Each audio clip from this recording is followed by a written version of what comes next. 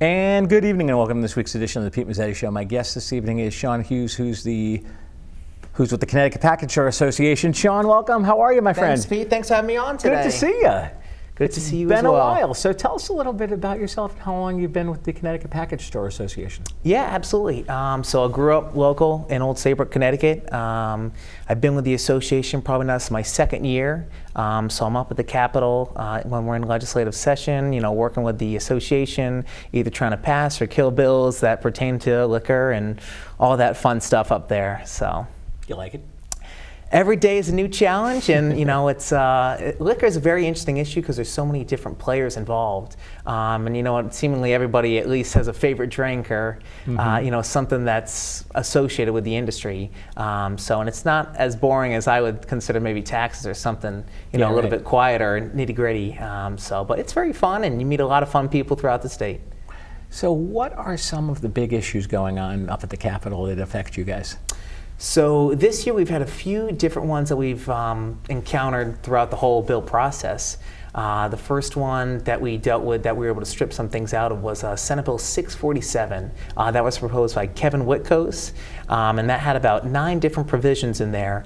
One of them really affected us big was the change in the grocery beer permit from 50% down to 20%. So essentially what that is right now in Connecticut, Stop and Shop, ShopRite, Shaw's, all of them are able to sell beer in their grocery stores because they at least sell 50% more of groceries. So that's bread, wine, or not wine, it's bread, cheese, cereals, graham crackers, things of that nature. And then to drop it down to 20% would include then the Targets, the Walmarts, the really big box stores.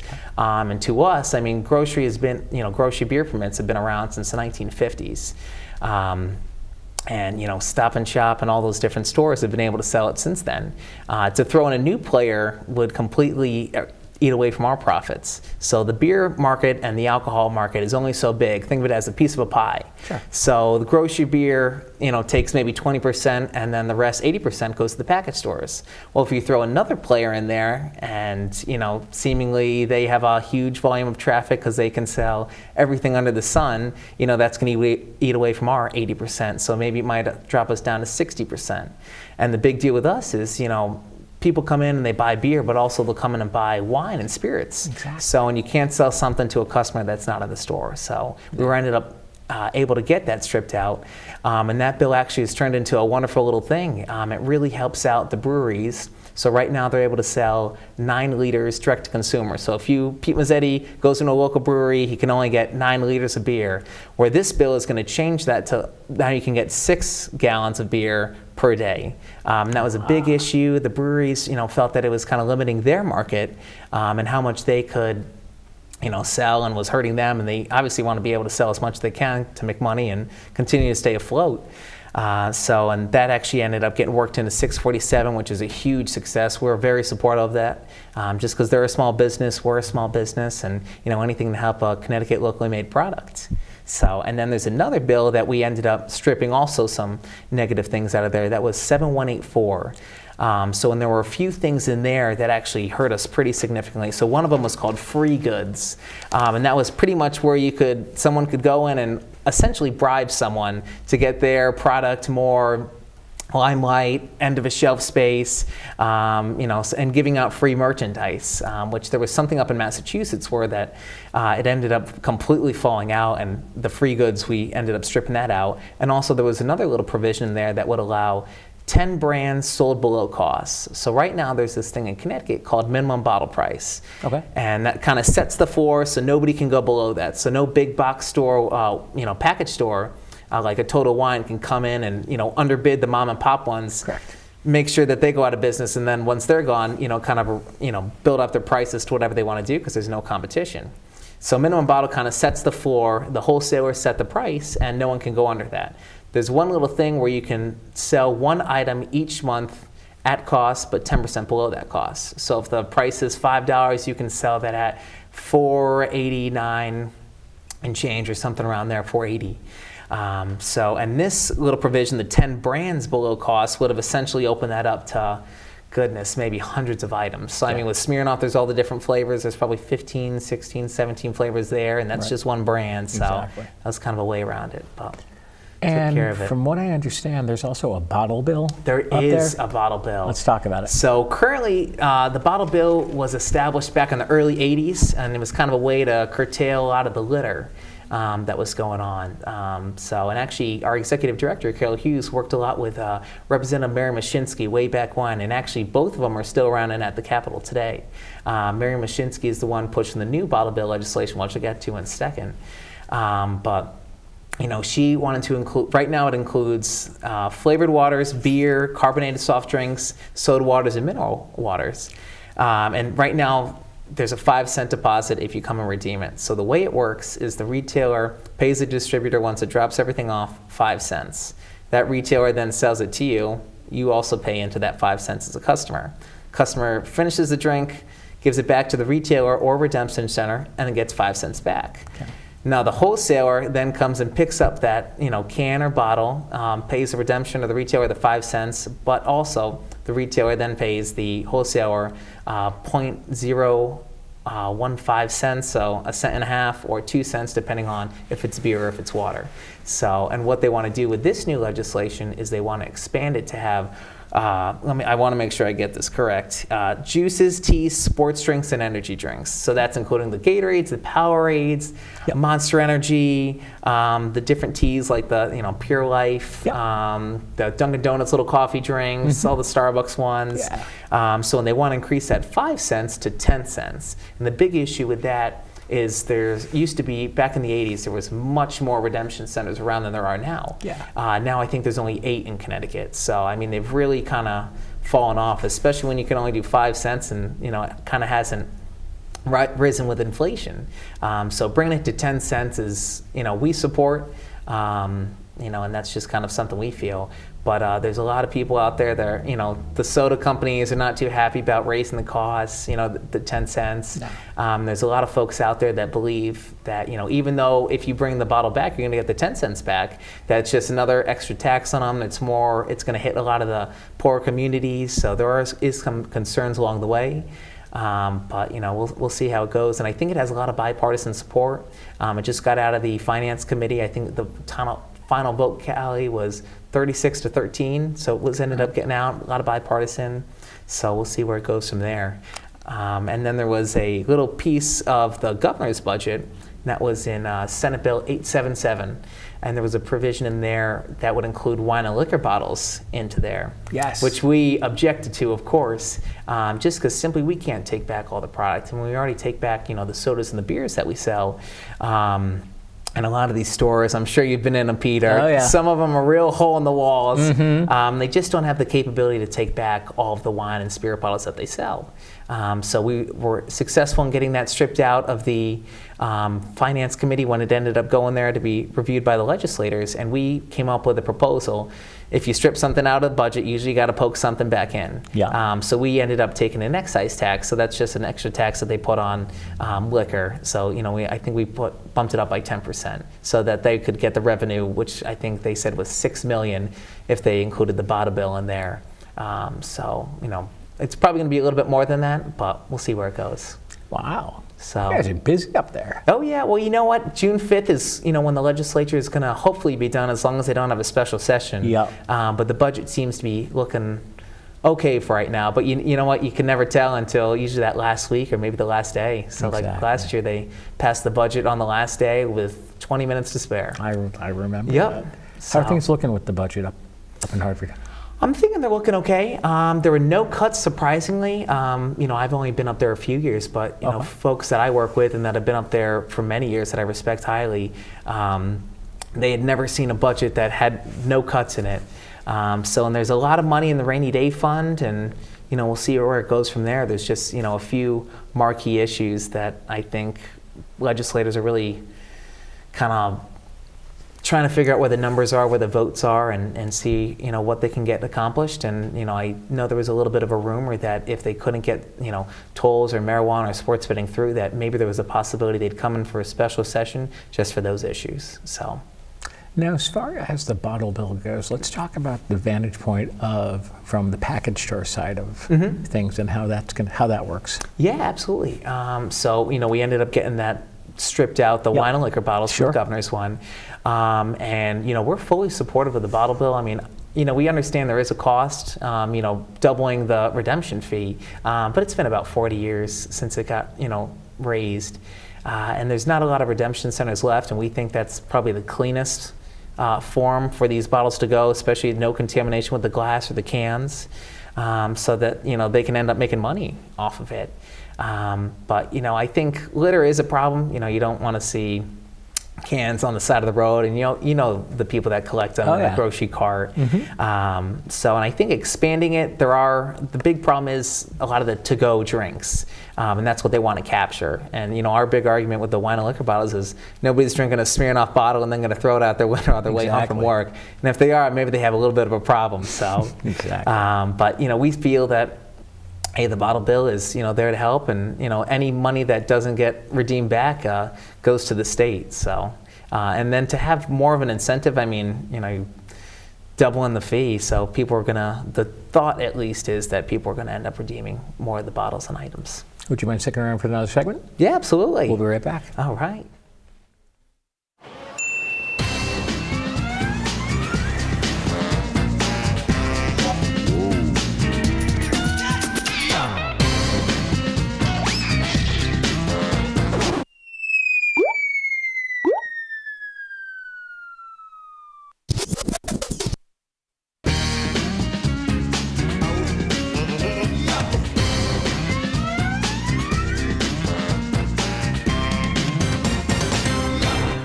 They said I have troll teeth. That my voice sounded like a possessed baby doll. That no one would ever love someone as stupid as me. That I was fat, ugly. Disgusting. The effect of bullying is potent. We will no longer be the silent majority. Now, when you see online bullying, there's something you can do about it. We're gonna take action with the I. I am a witness. I am a witness. I am a witness. I am a witness. I am a witness, and so are you.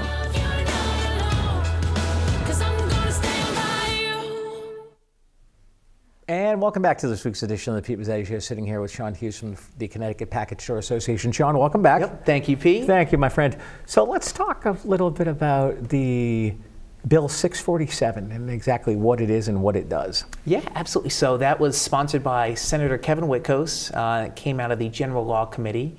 So in that, Senator Whitkos' aim with that whole bill was to try and erase some of the permits. So there was probably 35, 40 permits, alcohol permits. So I mean, some of them were like office permits, pharmacy permits. There's a lot of, different variations that have kind of collected throughout the years, and other ones that were maybe prevalent in 1920 that maybe there's only 2 people that still apply for that permit yearly. Right. So his aim was to just kind of consolidate a few of them. So he wanted to kind of dissect it down to, beer, wine, cider, mead, and just kind of, maybe go from that 40 to maybe shrink down to maybe 13, 14, 15. And also, like I said before, he wanted to help out the breweries, which is a huge growing industry in Connecticut. Absolutely. I think we just broke the 90 mark. I know 2 of them closed for different reasons, but they're throughout the state, and a lot of them have taken up a lot of the abandoned factories. Oh, yeah. And you know what? If you go into any local brewery, the thing is packed on a Saturday. So, and everybody has their own kind of cool little flavors. The package stores have even gone out to do a few, tastings at some of the breweries. We've gone to 2 Roads down in Stratford. We've been to Stony Creek in Brantford. We went up to Thomas Hooker up in Bloomfield in their tasting room down in Hartford as well. So anything to help out those local guys. And then obviously the package stores were the platform to sell all those things. Absolutely. A brewery that maybe just opened up can go to the owner of a store and ask to hold their product, and a lot of our stores ended up making Connecticut-made shelves specifically to kind of showcase the local product. But not to get too sidetracked, but on that Senate Bill 647, it increases the spirit manufacturer under 25,000 gallons to sell from 1.5 liters to 3 liters direct to customer inside.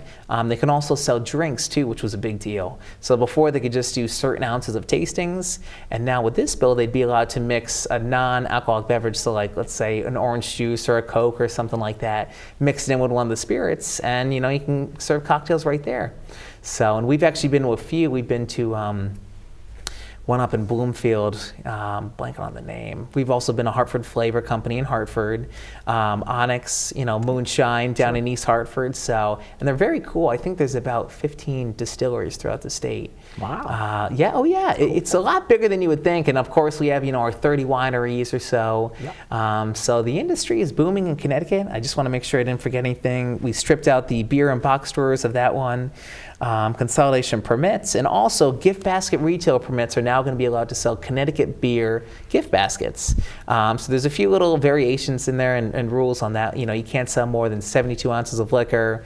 And there's going to be beer making stuff in there, beer paraphernalia. So it's kind of specifically localized to that. So you can't have toys thrown in with that, of course. No. But yeah, it's a very, I think that bill will go in the next maybe week and a half. A lot of bipartisan support, and it's kind of an easy layup for all legislators that vote for it. Exactly. And from what I'm looking at, doing some research, we're actually going to talk about the mail order wine. Yeah, so that's wine shipments. Of course, and that's a big deal, especially in the age of Amazon and all the internet sales that go on. There's been a statute on Connecticut books since I believe 2005 that allows 5 gallons per 2 months and no more that can be shipped in. And that provision was created to ensure that anyone that couldn't get a specialty wine, could get it shipped in from like a California vineyard. I mean, some of these wines we're talking are maybe $15,000 a bottle. So, I mean, these are folks, maybe more so in Fairfield County. But, because we as package stores, Carol Hughes, our executive director, understood this even back then. So you have to be sympathetic to the customer. Yeah. But a lot of times, you can get wine shipped to a package. You go to the package store. If we don't have it, they can contact that winery, have it shipped to the package store, and we can give it to you. Yeah. But there was a bill, 1140, that was sponsored by Senator Fonfara, who's the chairman of the Finance Committee. It was on the agenda, had a public hearing, and in that bill, it would have allowed to create 150 out-of-state shippers permits, which already happens now. Is kind of a layup for us. But the big thing that happens is a lot of illegal shipment comes in, whether it's known or not, through FedEx and UPS. Yeah. And so, Larry Cafaro, the executive director of the Wine and Spirit Wholesalers, he ended up working a deal with Fonfara that would have, made sure DRS and DCP was keeping track of all this, and everyone was having to file in. And it, honestly, the fiscal note that came out of it, DRS, Department of Revenue Services, would have had to hire close to 100 new people, and it was and they were completely off of it. So the common carrier portion was stripped out. And without that, we weren't supportive of the bill. So we ended up getting it held in committee, so it died. But the concept is always out there. So, I mean, there's one app called Drizzly, which, if a package store participates in it, usually in college towns, you can go on the app, you type in your address, say what you want, and someone from the package store will drive it to you. You got to be 21, show the license, sign. So there's different ways to where it's kind of moving in that direction. But brick and mortar, where package stores are one of the last ones. Us in the grocery stores, really in the strip malls. Everything else seems to have kind of at least felt a little bit of the online mail order. I was going to say, as far as the online mail order goes, if you order something like a spirit or a package from a package store, obviously you have to show identification once receiving it, because you don't want to deliver it to somebody who's underage and then get in trouble. Yeah, absolutely. And it has to, on the outside of the package it says, contains alcohol, it needs a, person of 21 years of age or older to sign for it. And I think they'll come to your house twice, and then if not, they'll just ship it back to the winery or wherever it came from. That's with the 5 gallons per 2 months thing. So, I mean, you got to make sure because it is a drug, and absolutely, you want to make sure there's some regulation with it. So, and it's pretty interesting. I mean, the package stores, we're neutral on this subject, but the issue of legalization of marijuana, and they're kind of trying to end that prohibition, and it's a little bit similar, and you're kind of seeing the struggles as how is the system regulated, and how do we deal with this as way back when, the 1920s, when, alcohol came back, and the establishment of the 3-tier system was made from distributor, wholesaler, and retailer, and each state was able to kind of create their own rules and go from there. So. Wow, it's crazy. Yeah, it's pretty interesting. I mean, liquor is an interesting little part. It is. Everybody has a favorite drink, and everybody loves something. And I was just reading Market Watch, and there's a $35 bottle of wine that has gold flecks in it, and it's trying to appeal to the young millennials because of the sparkles. Yep. And that's kind of how they're seeing it. So, and of course, I'm sure you've seen, tequila with gold flakes in the bottom. Oh, yeah. And so, I mean, everybody's always trying to get to that next thing, and the breweries are really doing a great job with coming onto the scene. And They I mean, are. you see nationally, the big beer manufacturers are kind of taking a percentage hit. I mean, it's not much, maybe it's 2 to 3%. But and when you look at the grand scheme of things, that's millions of dollars that they're not getting back. Of so. course it is. But- Definitely. So, yeah. What else we got going on up at the Capitol we're going to talk about? Yeah, well, I'll touch base quickly on minimum bottle, just Yeah, because it's please. kind of a concept that it didn't come up this year, but in years past with Dan Malloy, he, was a top item on his agenda when really we thought it should be, maybe 100th or 200th because it's not really of significance Right. this year in the industry.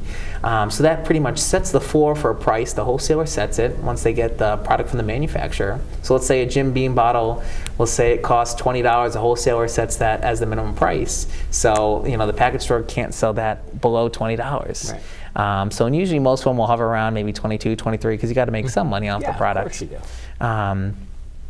But it's very interesting, and people have tried to repeal it over the years, saying it's against free market. But in fact, the reason why some of our liquor sales or our products are a little bit more expensive here is just simply because we have sales tax and excise tax on our products, where Massachusetts has no sales tax on their liquor. So. Right. What is an excise tax? So it's just a little tax that they throw on liquor.